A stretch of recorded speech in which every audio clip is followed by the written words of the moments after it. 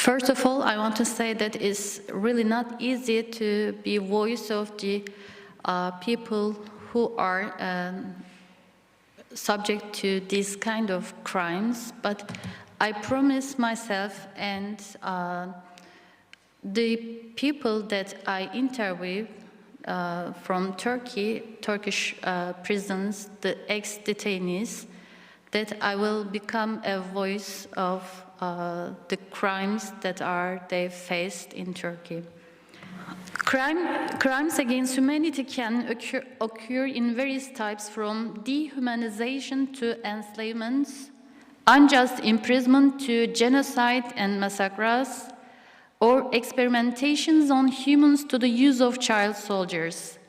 The term is coined during the Nuremberg trials just after the Holocaust.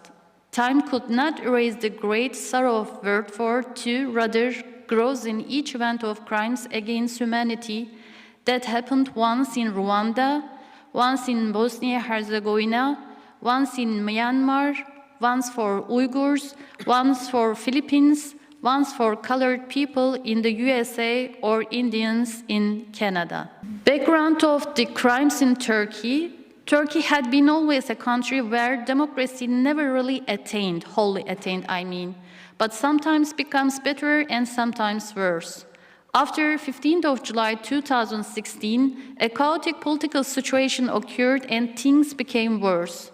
Without any investigation, the President Erdogan blamed people who don't follow his thoughts for all the evil events and called his opponents in a way as traitors and even terrorists.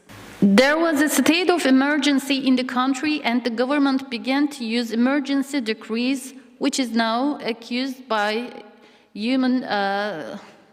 ECHR as a discrimination and elimination method towards all the opponent groups to their politics.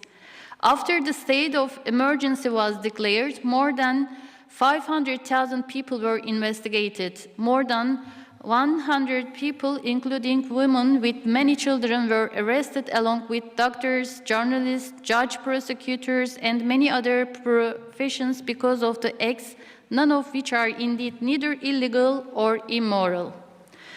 I will count some of them and you will see that none of these acts are under the conventional descriptions of neither crimes nor even faults. These are the signs of crimes against humanity, namely dehumanization, extrajudicial punishments, unjust imprisonment, and torture. There are many cases that show the kidnapping and forced disappearances, which Turkish government is reported several times to enlarge the kidnapping to international level. But it's another huge topic, not for this time. Acts denied as crimes by emergency decrees. To send children to the schools that were recognized by the government before July 15, to send money to the people in need via legal NGOs that were recognized by the government before July 15, to have a bank account in a bank that was recognized by the government before July 15, to be a member of legal unions that were recognized by the government before July 15, to have a holiday in a legal hotel that was recognized by the government before July 15, to work at a school, university, or a workplace that was recognized by the government before July 15. Can you imagine that these are the crimes that the people are blamed for? Overcrowded prisons. The number of people in Turkish prisons and detention houses constantly increasing, especially after 15th of July 2016. The number of the people has increased drastically. However, the bed space and number of beds has not increased at same proportion. According to the report released by Penalties and Incentives General Directorate in 2020, the population of incarcerated people reached nearly, of course, the formal numbers are 209 94,000, whereas the number of the capacity is around 240,000. Because of the lack transparency, the Ministry of Justice stopped giving the exact and detailed numbers, and it is supposed the number reached to 300,000 by the main opposing party. Ongoing crimes. Unfortunately, the torture events towards detainees or crimes against people in custody by authorities such as the prison guards or health staffs are not new. After the chaotic political event in 15th of July in Turkey, the government became worse in justice and crime against humanity issues in prisons. And the most important thing I want to focus on is the lack of justice and growing crimes is that these people are put into the jails without any attempted act as defined illegal before emergency decrees. In its World Report 2020, Human Rights Watch stated a rise in allegations of torture, ill treatment, and cruel and inhuman degrading treatment in police custody and prison over the past 4 years has set back Turkey's earlier progress in this area. Those targeted include Kurds, leftists, and alleged followers of Fethullah Gülen. Prosecutors do not conduct meaningful investigations into such allegations, and there is a pervasive culture of impunity for members of the security forces and public officials implicated. According to Ministry of Justice 2019 statistics, the government opened many investigations into allegations of torture and mistreatment. Of those, 1,372 resulted in no action being taken by prosecutors, 932 resulted in criminal cases, and 462 in other decisions. The government did not release data on its investigations into alleged torture. Political prisoners are from different backgrounds, but they have one common characteristic, being against tyrannism in Turkey. The President Erdogan and his followers were announcing to find every people who has any kind of relation with the groups that they blamed as traitors or terrorists and punish them without any investigation, without mercy, which is a peak sign of hate speech. It was also shocking that they redefined the term terrorism as terrorism without violence, which is really very strange and unacceptable. They presented lots of books as terrorism tools, and after they arrested high-qualified people such as professors, teachers, lawyers, businessmen, or just housewives, and more shocking is that he called the public to go on, after even they released, punishing these groups. These practices clearly show the characteristics of a genocide.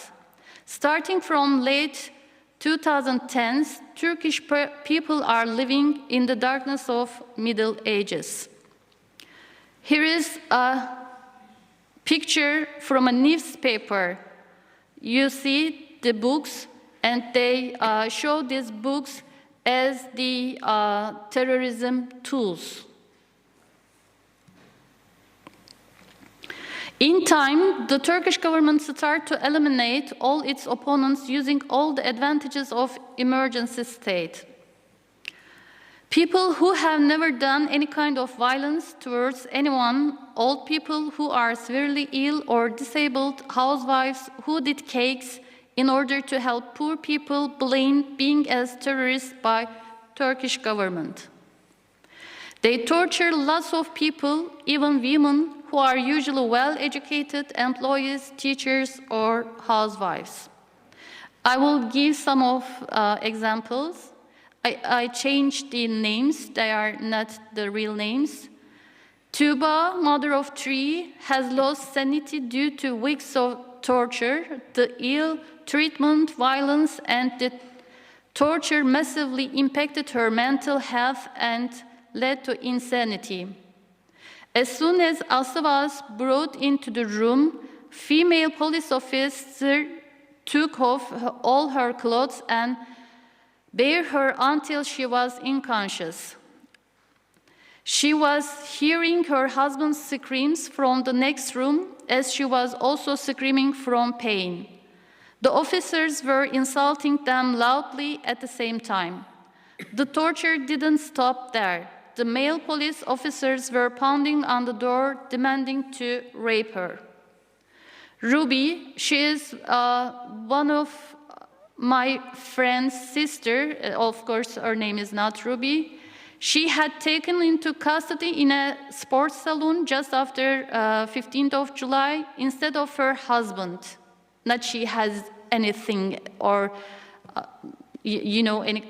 committed any crime, which is totally a crime against an innocent. She was nearly 4 months pregnant. She had to stood in crowd for several hours, not given water and food, and she could not meet her toilet needs for hours. She was shocked when one of the police came close and whispered to her ears that nobody can help her, even he rapes her. Then she was subjected to this threat by other officers again and again. She was so scared that for several days she couldn't sleep. After 22 days in custody, she was released since her husband was captivated. But unfortunately, she lost her baby just after her release because of the fear she experienced in custody. Diamond, she stayed in Kırklareli Penitentiary Institution. Her case was one of the most interesting ones. I interviewed her and she told me her story. It was a long story, but I give only a summary here. This is an interesting one to show not only how basic human rights are violated in Turkey, but it also shows how the regime is dragging its people into a climate of fear and hatred. She is so conscientious person that she didn't tell anything about her wrongful arrest. It was really very interesting. Instead of her friend, they are two friends that have the same names and surnames. And she was the wrong one who was arrested. Although she stayed in prison nearly 5 years under very bad conditions, she didn't tell that she is not that person. She explained that, I asked why. Why didn't you tell that I'm not that person? She said, both of us were innocent, like others, so it was meaningless to talk about this.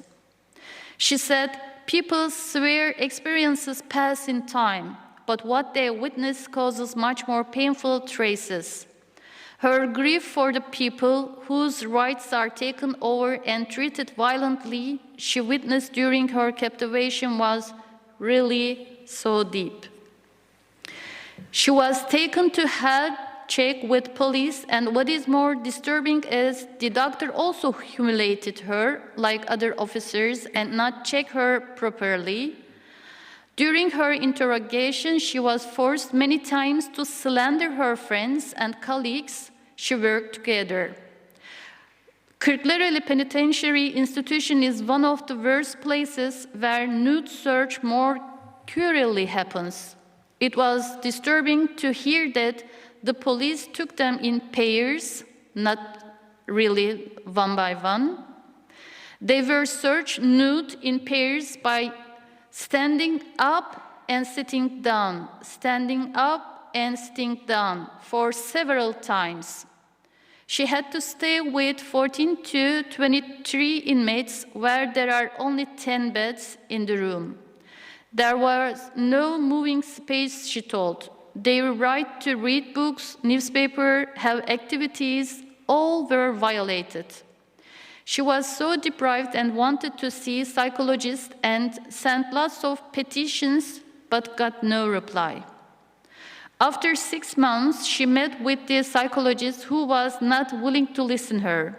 They couldn't reach hygiene pads in time, and like other inmates, she had to stay with her dirty clothes. They never get not only enough food, but also not enough cutlery. Although there were always more than 10 people, they were given only 3 spoons to eat. She told that one day an inmate who had hyperthyroidism patient went into tremor shock and we called the guardians. However, instead of getting her to infirmary, the guardians put her under snow in prison courtyard and we didn't do anything for her. She said, the male guardian talked with a smile on his face to the female guardian that this will teach them not to call us again. She explained that after this cruel event, when one of us got ill, we couldn't call the guardians again. Cruelty towards all, I concentrated on the problems under custody and incarceration. However, the staff of these places enlarged their cruelty to the visitors of these people by saying, if your husband, father, or mother is guilty, you are also guilty. The findings of my interviews are compatible with the human rights violations, torture, and crimes towards detainees and people in custody in Turkey, which have been already put forward by lots of human rights organizations. The ex-detainees all told similar or even worse events that are underlined by European Council. What has happened and happening now in Turkish prisons is an embarrassing picture of cruelty. The year or the place change, but the inhumane cruelty does not.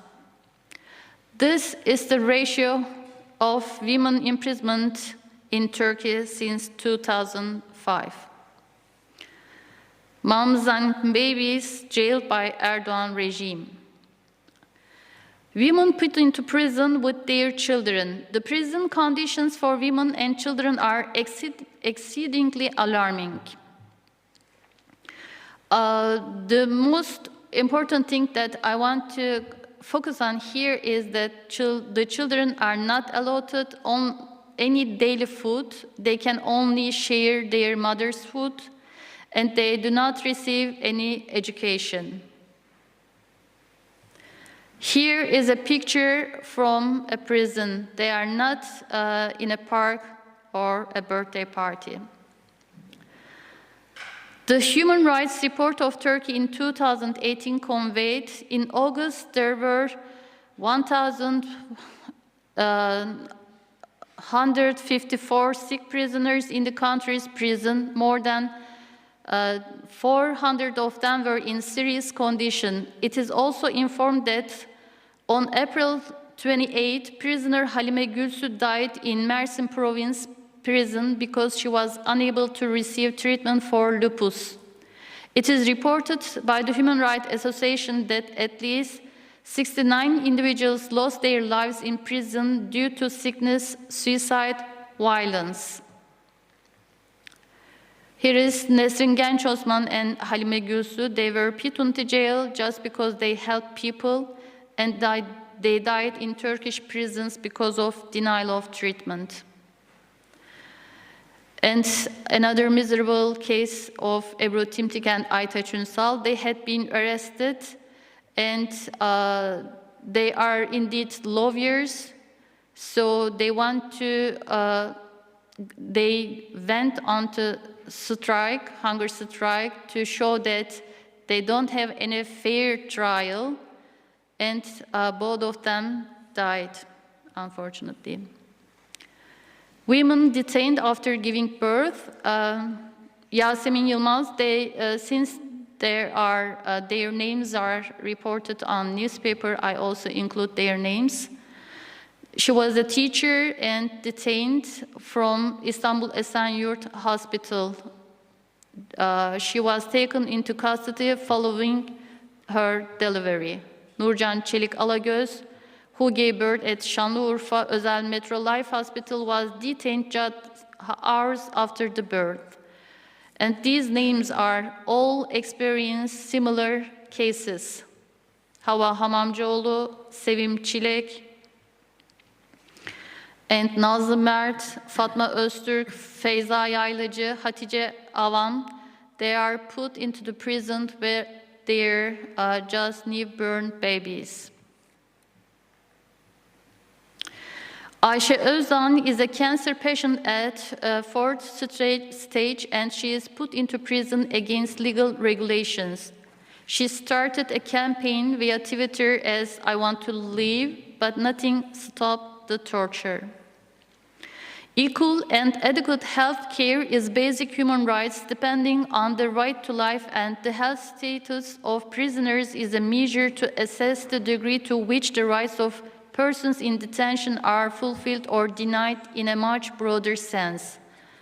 However, these basic rights are violated in Turkey. The true and timely information is impetus for conscience. I know that we are searching for what to do as NGOs to stop this kind of crimes against humanity. And I'm indeed a philosopher, so my suggestion is to comes from very famous philosophical saying that knowledge is power. I change it into as information is also power. Why? Because it's a power to process the empathy and conscience of masses who live under the black curtains of censor and not hear much thing about the crimes committed by the governments. Neither empathy nor conscience can work for the vulnerable people if the masses are not informed about these cruel crimes. Therefore, one of the most important obligations of human rights organizations and other related NGOs is to produce reports on crimes behind walls and publish them to reach great masses to evoke the empathy and conscience. Why we are not hearing these kind of crimes in newspapers? Because journalists are seen as a big threat to tyrannism in Turkey. So most of them are put into prison, and that is why you can't see and hear the human rights violations easily. Today we are in a deep sorrow of our lost beloved ones in jails, in Maritsa River, in Mediterranean Sea. To have resilience of the rights that we had through struggling over 100 years, we have to say no to any anti-democratic executions and stop the violation of humans and women's rights. Thank you for listening.